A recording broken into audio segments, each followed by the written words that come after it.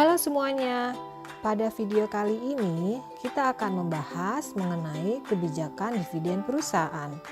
Seperti yang kita tahu, ketika kita berinvestasi dalam saham, kita bisa mendapatkan keuntungan dalam bentuk dividen atau capital gain, yaitu kenaikan harga dari saham tersebut. Mana yang lebih baik dan bagaimana dampaknya terhadap investor? Mari kita lihat bersama-sama. Dividen sendiri dapat didefinisikan sebagai pembagian keuntungan kepada pemegang saham dalam bentuk tunai ataupun saham. Terdapat beberapa tipe dividen. Yang pertama adalah dividen tunai yang dibayarkan oleh perusahaan secara tunai kepada pemegang saham. Perusahaan juga dapat membagikan dividen ekstra, terutama dalam kondisi keuangan perusahaan yang baik dan adanya kelebihan kas untuk pembayaran dividen. Ada pula yang dinamakan sebagai dividen spesial. Dividen ini dapat dibagikan ketika kondisi keuangan perusahaan sangat baik. Perbedaan dividen ini dengan dividen ekstra adalah dari segi kemungkinan pembayaran. Dividen spesial biasanya hanya terjadi sekali dan probabilitas untuk diulang di periode berikutnya sangat kecil. Sementara itu, dividen likuidasi dibagikan oleh perusahaan ketika perusahaan tersebut dilikuidasi, dan kas yang didapatkan dibagikan kepada para pemegang saham setelah memenuhi kewajiban kepada para pemegang klaim yang lebih diprioritaskan. Proses pembayaran dividen biasanya melalui prosedur tertentu, dan terdapat beberapa tanggal penting terkait dengan proses ini.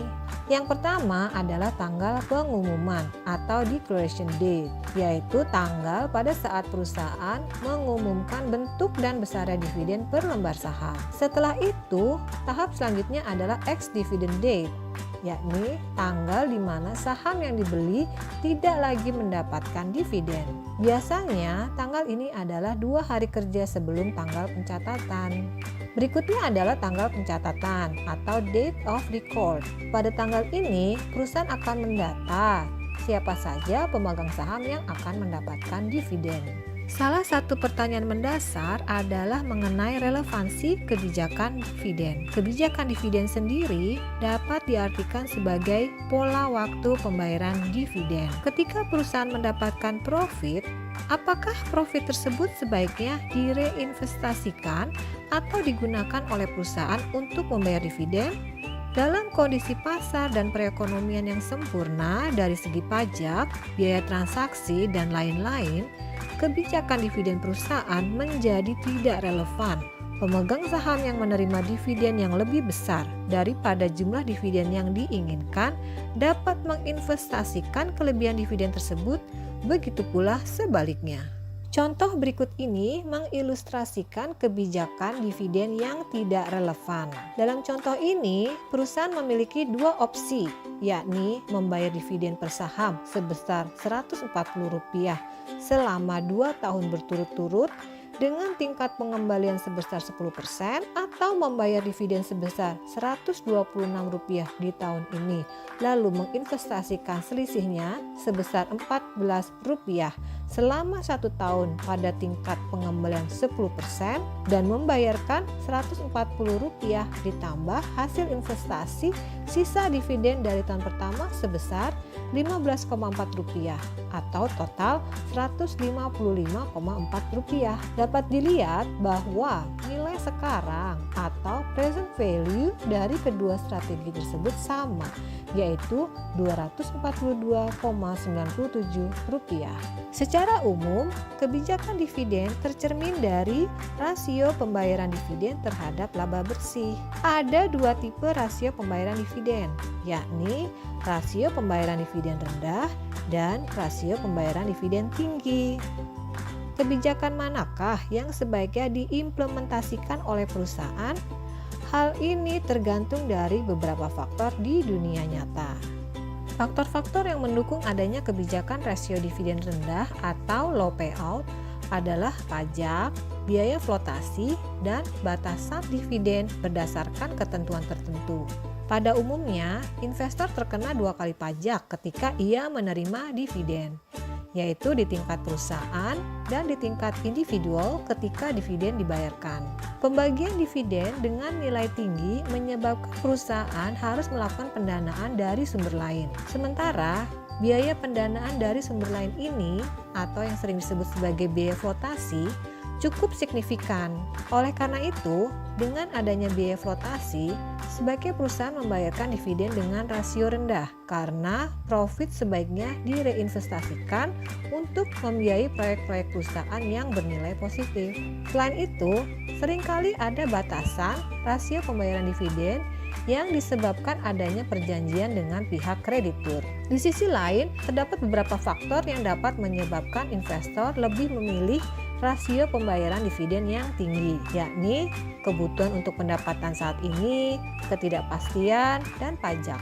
Jenis-jenis investor tertentu lebih memilih agar ketika perusahaan mendapatkan profit, sebaiknya profit tersebut dibagikan langsung kepada pemegang saham, yang berdampak pada meningkatnya rasio pembayaran dividen. Preferensi investor ini juga terkait dengan adanya ketidakpastian apabila dividen tidak segera dibagikan. Di sisi lain, ada tipe-tipe investor tertentu dan seringkali mereka adalah investor dengan pendanaan yang kuat, yang secara peraturan pajak tidak dirugikan ketika perusahaan membayar dividen dalam jumlah yang relatif besar.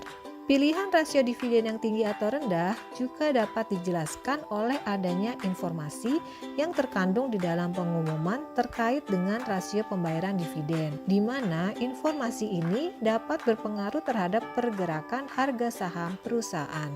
Kebijakan pembayaran dividen juga dapat dijelaskan oleh teori efek pelanggan atau clientele effect.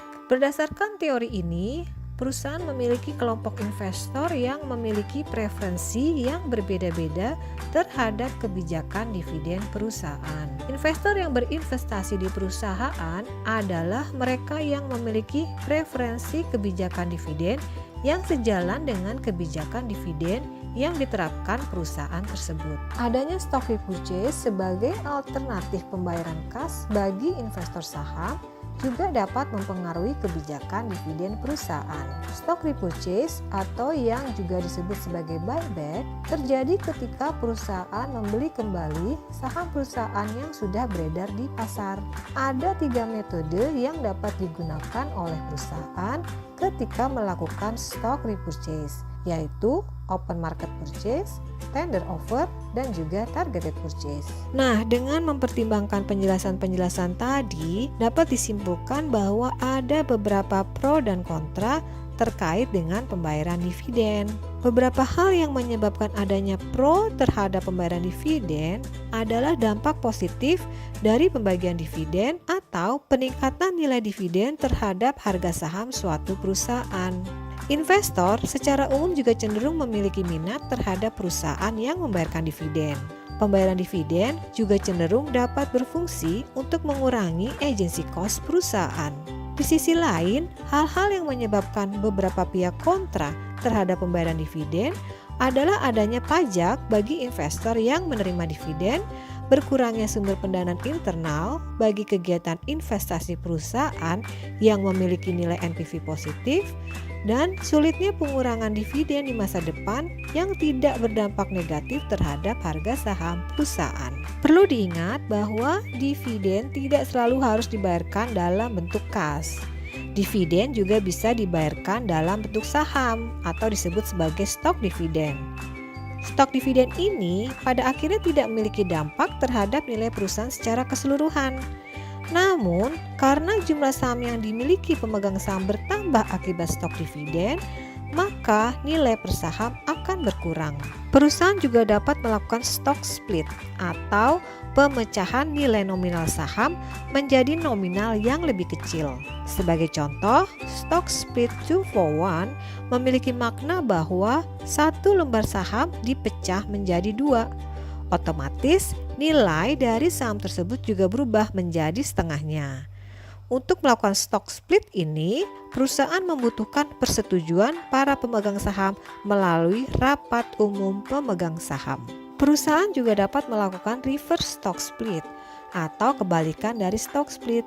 Dalam tindakan korporasi ini, jumlah saham perusahaan yang beredar akan berkurang. Berkurangnya jumlah saham yang beredar berdampak terhadap kenaikan nilai nominal saham per lembarnya. Untuk mengetahui topik ini secara lebih lengkap, silakan hadir di kelas online manajemen keuangan. Terima kasih.